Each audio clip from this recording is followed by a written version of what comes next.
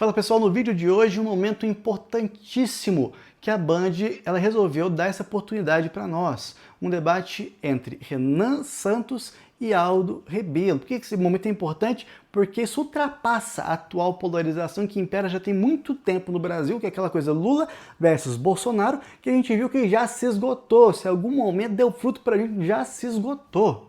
Então é importante a gente escutar o Aldo quanto o Renan para ver que propostas que eles vão dar pra gente. Vou dar um spoiler para vocês. O Renan, ele propõe coisas que são bem parecidas com o que Aécio Antigo falava e que depois falou quem foi? Jair Bolsonaro e Paulo Guedes, ou seja, enxugar o Estado. E a gente viu que também não deu certo.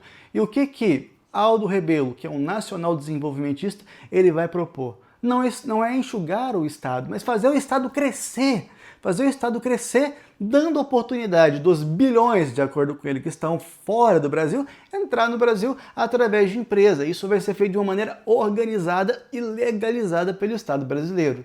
Então é muito importante esse momento para a gente analisar o que cada um fala, mas o mais importante, ambos falam exatamente a mesma coisa do STF. O STF se tornou uma instituição autoritária e também corrupta. E eles vão tratar sobre isso no vídeo também.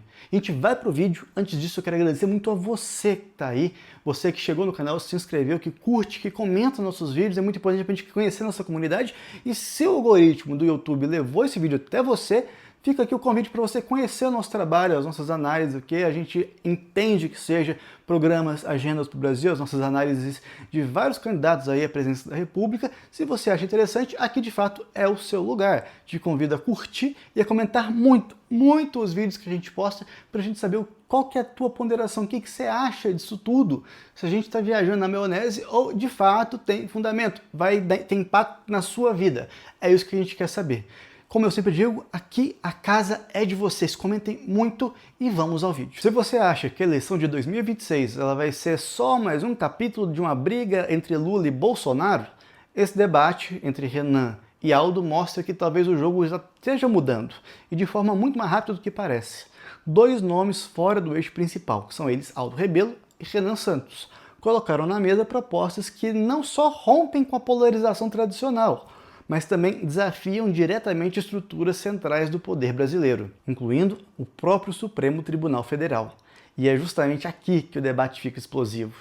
Ambos defendem, em maior ou menor grau, enfrentar o STF, algo que até pouco tempo atrás era praticamente impensável no discurso político institucional. Mas essa não é a única ruptura. O que está em jogo, segundo os dois, é uma coisa maior. O diagnóstico de que o Brasil não está apenas em crise, o Brasil está travado, seja por falta de ambição, como diz o Renan, ou por bloqueio institucional, como sustenta o Aldo. E é a partir dessas duas leituras que surgem projetos completamente diferentes de país, com pontos de convergência surpreendentes e divergências estratégicas decisivas. Aldo Rebelo começa com uma tese forte. O Brasil não é pobre, o Brasil está interditado. Para ele, o país tem recursos naturais, tem capacidade produtiva e potencial econômico de sobra, mas está impedido de crescer por uma teia de instituições que, na prática, bloqueiam o desenvolvimento. Ele cita diretamente órgãos como o IBAMA, FUNAI, Ministério Público e, principalmente, o STF,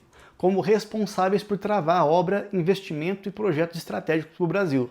O exemplo mais simbólico é o da Ferrogrão, uma ferroviária bilionária parada por decisão judicial. Na visão de Aldo, o problema central não é falta de dinheiro, é excesso de poder institucional descoordenado. Renan Santos parte de outro ponto, mas chega a uma conclusão parecida.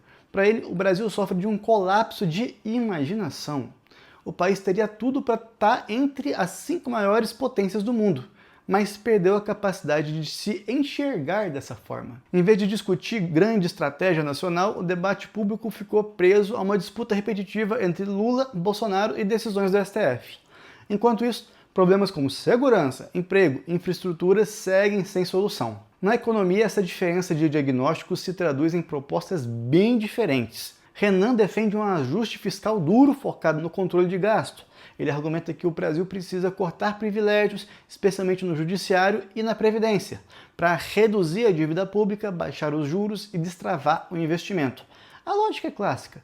Equilíbrio fiscal gera confiança, que gera crescimento. Não é lá muito diferente do que Bolsonaro propôs, e a gente viu que não deu certo. O Aldo rebate essa visão. Para ele, o Brasil não vai sair da crise cortando gasto, mas sim crescendo. Ele argumenta que tem centenas de bilhões de reais em investimentos privados prontos para entrar no país, mas estão travados por licenciamento ambiental e decisões judiciais. Se esses obstáculos eles forem removidos, o país poderia ter um choque de crescimento que resolveria o problema fiscal pelo aumento de receita e não pela compressão da despesa.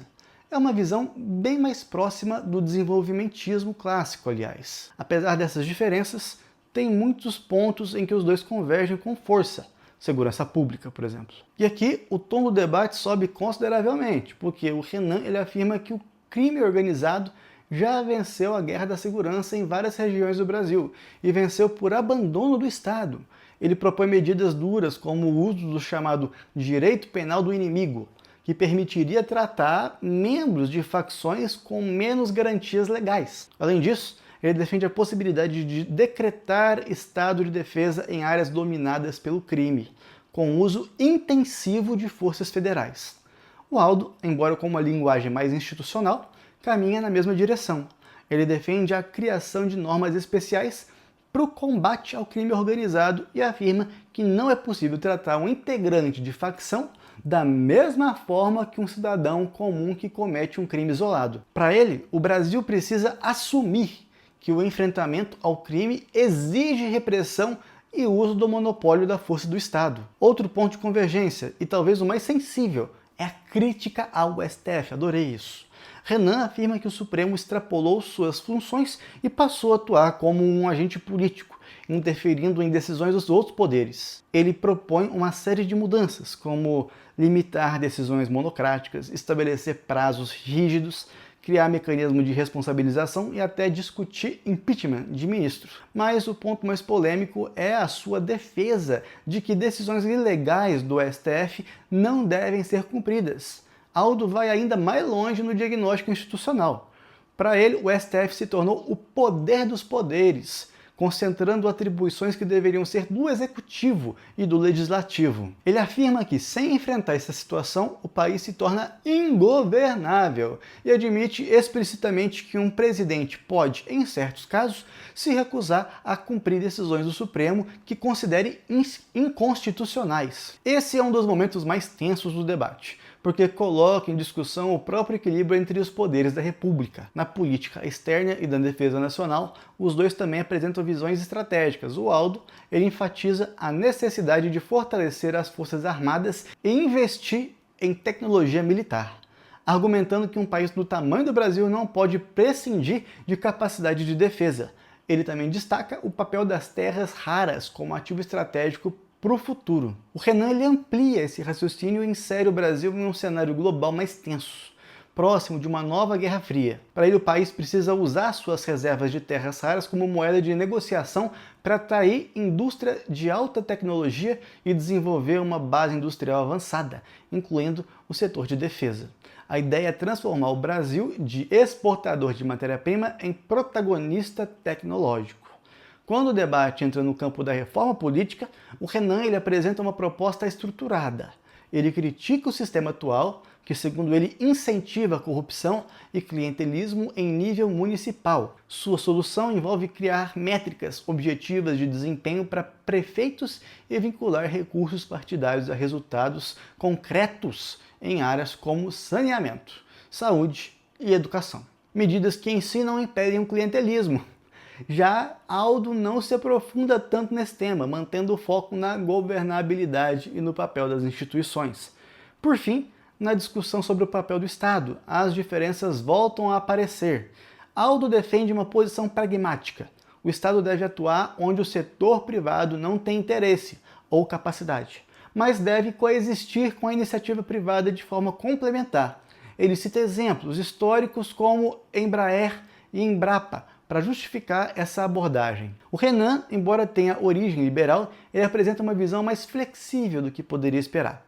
Ele reconhece que o avanço tecnológico, especialmente em áreas como inteligência artificial, pode ampliar a capacidade do Estado de prestar serviços de forma eficiente. Ainda assim, mantém a defesa de privatizações em diversos setores e de maior protagonismo do mercado. Ao final, o que esse debate revela é menos uma disputa entre dois candidatos e mais um choque entre duas formas de interpretar o Brasil. De um lado, um projeto nacional desenvolvimentista, que vê o Estado como motor do crescimento e a soberania como eixo central. Do outro, um projeto liberal reformista, que aposta em eficiência, segurança e ruptura com o modelo político atual.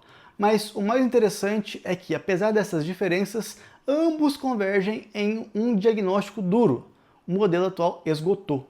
Lula versus Bolsonaro esgotou. Não tem mais polpa ou o que mostrar a não ser ódio de torcida organizada. E talvez seja exatamente isso que torna esse debate tão relevante para a gente agora em 2026.